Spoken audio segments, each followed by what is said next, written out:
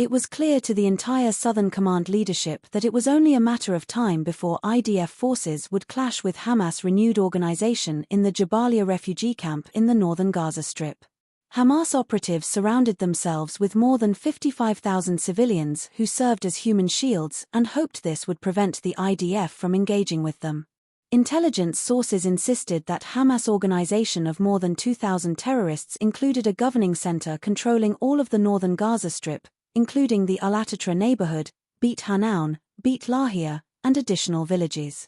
Therefore, Southern Command assessed that striking the broad terror center in the Jabalya refugee camp would bring a broad effect, a decisive victory over northern Gaza Strip brigade forces, damaging Hamas' ability to control the entire northern area, and striking Jabalya's terror infrastructure, which has long served as a symbol of resistance against Israel and the IDF. The turning point regarding the continued fighting in the Gaza Strip came during a situation assessment discussion held by the IDF's General Staff, which called the elimination of Hamas leader Yahya Sinwar by IDF fighters proof of Hamas collapse in Rafah. IDF troops operate in Jabalya, Gaza Strip. May 31, 2024. In that same discussion, it was already clear that Southern Command was ready and prepared for the next stage, fighting in northern Gaza. During preparations for the new battlefield, Southern Command Commander Major General Yaron Finkelman insisted on incorporating deception and trickery into the operation plans to outsmart what remained of Hamas military wing in northern Gaza. The conditions were complex since most of the IDF's attention and resources were concentrated in Lebanon. Division 162, under the command of Brigadier General Itzik Cohen, saw this as a positive challenge despite the fact that the forces needed to jump from Rafah to the northern Gaza Strip without Hamas understanding where the division's next move would be. Major General Finkelman set the rules, and in the brigade battle teams, they translated the requirements into drawings on the map. Moving toward Jabalya, the date was set, October 4, 2024, the team would begin the maneuver toward Jabalya. Logistics and armament officers looked at each other in amazement as they understood every minute was critical. They had 48 hours until the operation's start, which seemed illogical at first, and thus, on the already crowded routes with trucks, they began successfully moving APCs and tanks from Rafah to the northern Gaza Strip. The fearsome bulldozers of the engineering corps remained behind to avoid raising suspicion among Palestinians and not delay the forces.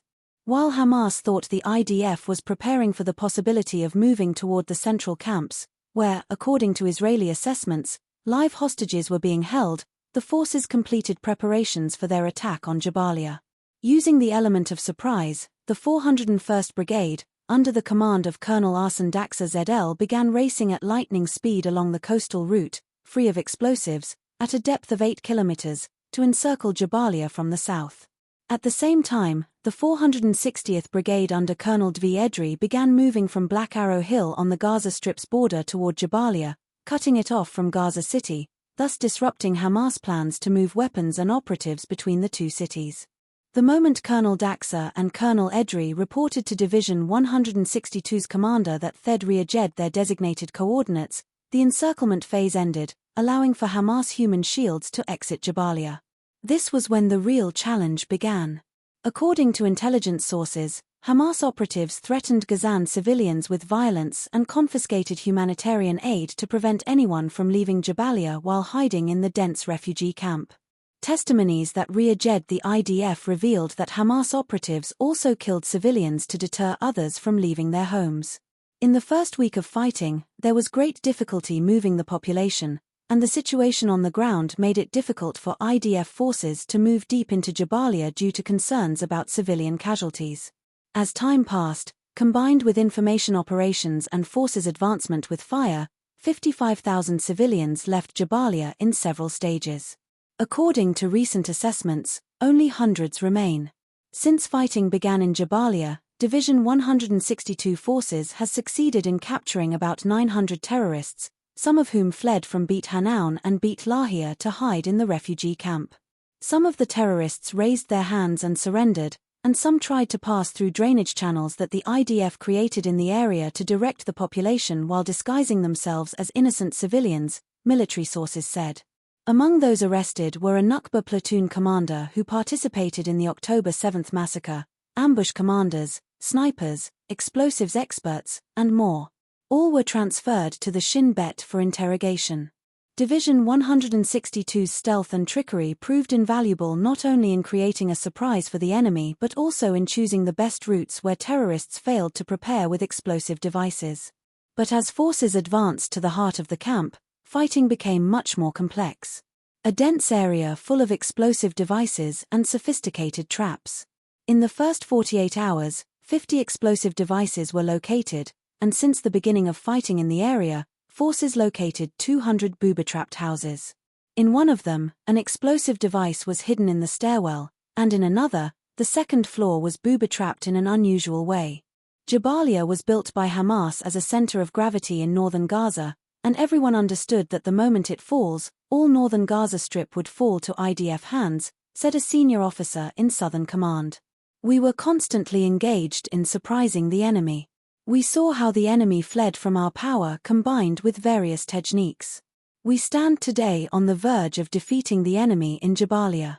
It won't return to what it was before the maneuver. Not above and not below ground. According to IDF assessments, conquering all of Jabalya will allow complete IDF control of the entire northern Gaza Strip. As a result, the entire area will be defined as a combat space clean of terrorists. This action will allow trains from Ashkelon to Sderot to resume and add another bargaining chip in negotiations for hostage release. If there's something that drives Hamas crazy, it's the IDF taking control of large areas. Colonel Daxa ZL Captain G, an outstanding company commander from Battalion 601 under the 401 Brigade Combat Team, entered Gaza 4 months ago to fight in Rafah ahead of commanding a company, which took a blow after 8 of its fighters were killed in the Neymar APC disaster. A month earlier, the company commander was seriously wounded, and the acting commander was the deputy company commander who was killed in the disaster. G led the fighting in the Tel Sultan neighborhood, where he was tasked with dismantling the area's terror infrastructure. Rafah, unlike any other place, was full of weapons and ammunition. Every house we entered in Tel Sultan was loaded with weapons but also connected in one way or another to the house next to it down the street. Many hiding places. In Jabalya, it's a different story. A crazy amount of explosive devices and traps, the company commander told Wallah from Jabalya. Just last week, we found 17 explosive devices. They operate using ambush methods. They place explosive devices cast in concrete in walls and houses and operate remotely using cameras. Some of our learning came at the cost of blood. They booby-trap doors, cabinets, and place many pressure plates, unlike in Rafah.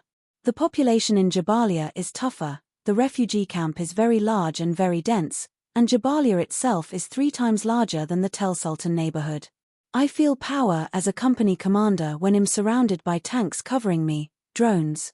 I stood with my Neymar in the heart of Jabalya refugee camp and felt secure. Captain G spoke a lot in the interview about his subordinates who gained experience in combat. We have fighters who have fought continuously for more than a year. I see not only the experience but also our achievements. It didn't take us much time, contrary to what others thought. But there are also prices. I lost my brigade commander Arsen Daxa, killed in Jabalya by an explosive device. My battalion commander was seriously wounded, and a parallel company commander who fought for 3 months was wounded and eventually killed. But it's important for me to say clearly, we are truly destroying and defeating them. Who fled in the past? The moment we reach them isn't far off. With the capabilities we've gained, the methods, and techniques, we'll reach any place they ask. We're also thorough in the mission. The remaining Hamas forces know they're next in line. We'll reach them and know how to make adjustments in the field. During the conversation, he fell silent for a moment when talking about Colonel Arsen Daxa. He's a commander that words fail to describe. He commanded me for 3 months. I connected with him. He was very close to us and, on the other hand, knew how to demand a lot professionally. I encountered many professional incidents, and he was always with us, always in front. Always was in places with friction or engagement. Always was in places where he's needed. This gave me and other commanders a sense of security. It caused us to command more from the front. This is one of the biggest things in combat. We're not in the back as commanders. The company and battalion commanders are in front, and it all started from the brigade commander. He was breathing the field, and it trickled down to the last soldier. We constantly mention his phrases. Mention him in battle. He really touched everyone's heart. Captain G shared a statement he heard from Colonel Daxa ZL. He told me that we're always the ones who dictate the pace, and if we cannot be afraid and take more forward, G recalled. Also, in Tel Sultan, he told us we'd bring great achievements, and he was right. We destroyed buildings 100 meters from where they eliminated Sinwar. Apparently, we caused him to move. To leave his hiding place. We still operate today inspired by Arsen Daxa. He made us better. Just last night, 200 terrorists surrendered under the building where we were. Think about it, a platoon and a half raised their hands and surrendered. My company is strong. We'll continue until we win. Until we bring back the hostages. That's our dream.